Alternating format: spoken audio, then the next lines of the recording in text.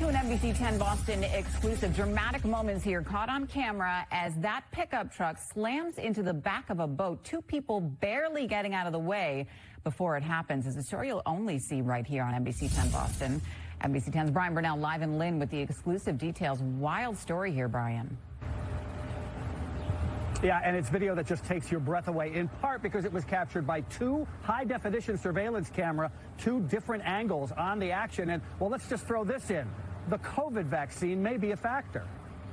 The video is startling. Two men barely escaping as a pickup smashes into a boat on a trailer attached to a truck in front of Top Shop Automotive and Marine in Lynn.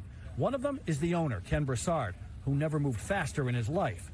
The truck first hits an SUV parked maybe 30 feet away. That may have saved Ken's life. He says it sounded like an explosion. When I heard an explosion from behind me, turned around, that's when he was just clearing the white car. Right. And I jumped out of the way as quickly as I could, and the customer was running as fast as he could. In slow motion, you can see just how narrowly the men escaped disaster. The truck was still running after the crash. The driver unconscious behind the wheel. Several people, including a UPS driver who had stopped nearby, were able to smash the window with a hammer and get the keys. At that point, the driver woke up and got out. He was dazed but not hurt and said he was headed home from getting his COVID vaccination and thinks that's what knocked him out. The last thing he remembered was he felt like he was going to pass out.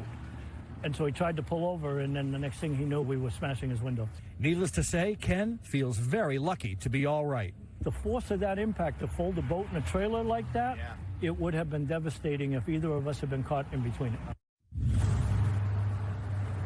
No doubt about that. The boat and the trailer ended up wrapped around that telephone pole. Now, the police had been called to the scene, and they tell us that driver told them the same thing about the COVID vaccine, him having a reaction to it. Although at this point, no charges have been filed.